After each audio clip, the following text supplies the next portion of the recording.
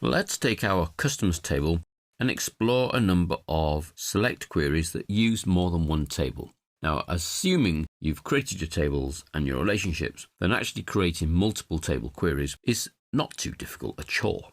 We follow the same process as creating a single table query by going to Create Query in Design, bring in the tables you wish to use in your query. So maybe I wish to see the countries and the customers.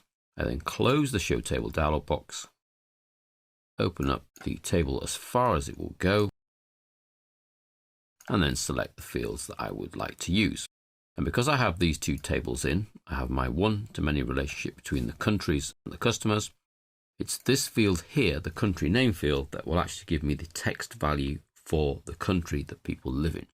So I can choose country name, first name, last name, and total purchase YTD.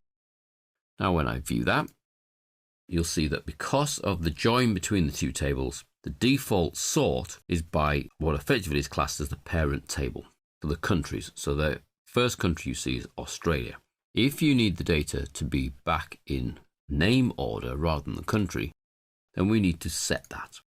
So perhaps I would sort ascending by last name, move the first name to the right. Don't forget that the sort order is the fields that they appear. So it will be last name first, and then where the last names repeat, we see first names. So instead of picking up the default sort here, which is the country name, because that's the parent table, we override that by setting our own sort options.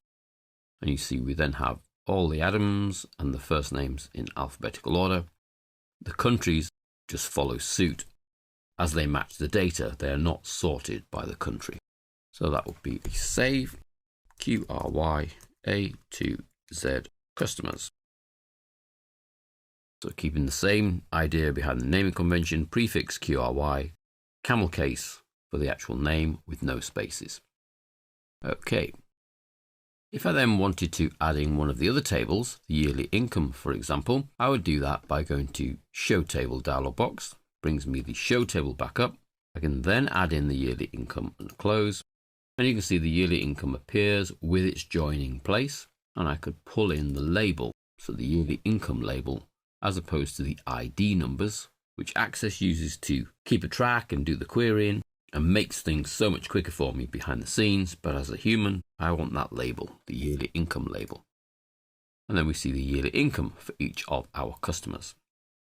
So that's 3 tables in our multiple table query.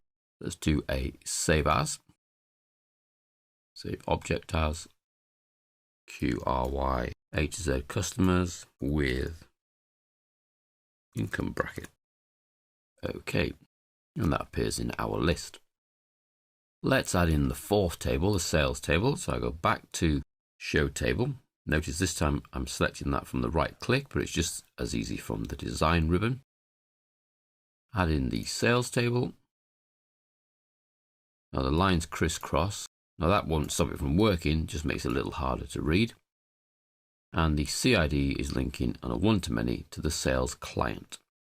Let's pull in their sales value and view, and we then see they're still in surname order, followed by first name where the surnames repeat. So there's a few Allens there, so I get Amanda, Courtney, Isaac and Luke. Their total purchase YTD, the bracket that they're in as far as income goes, and then their latest sales value. Notice how the number of records has dramatically reduced from 18,000 to 338 because we only see in a query of multiple tables where the data matches. So I'm only seeing those customers that have sales. I'm only seeing the yearly income that have customers. I'm only seeing the countries that have customers. There may be more countries in this countries table, but if I don't have any customers in those countries, then I won't see them in my query grid here. So that's one thing to bear in mind with multiple table queries. So let's do a save as. I'm going to do F12 because it's so much quicker than going to the file, save as, object, etc. And this is going to be QRY A to Z customers with sales. And that too goes over into my query list. So these are multiple table queries. You just simply add in tables that hold the data you require to see. The joins already exist in the relationships window, and then they are joined together and use them in a query. Now we could change our query slightly here. Let's remove the yearly income table, which we simply do by clicking on and deleting. It then removes any fields in the bottom we've used to save any further errors. Let's put the sales on this side. And what we would like to do is just see the total sales by country. Now, although I only want data from 2 tables, I need the intermeaning table to be the join, because my sales are per customer and my customers belong to countries. So I can only add up the sales for all the customers that belong to a particular country. But what I don't need is I don't need to see the customers. So I'm going to remove the last name, the first name, and the total purchase YTD from my query grid. That's simply delete once they've been selected. And now I just see each country and the sales value. Now if I view that, I still see 338 records because I'm seeing a new row for each sale. But what I really want is a total for each country. So back in design, I bring in the totals option, which introduces the total row. And I change the group by, or the sales value, to sum. So it's now going to sum the sales value for each country.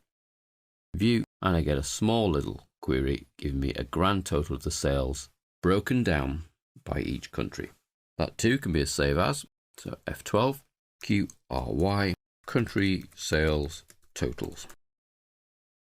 So although this query only uses data from these 2 tables, it needs the customer table in the middle to effectively link the countries to the customers and the sales to the customers.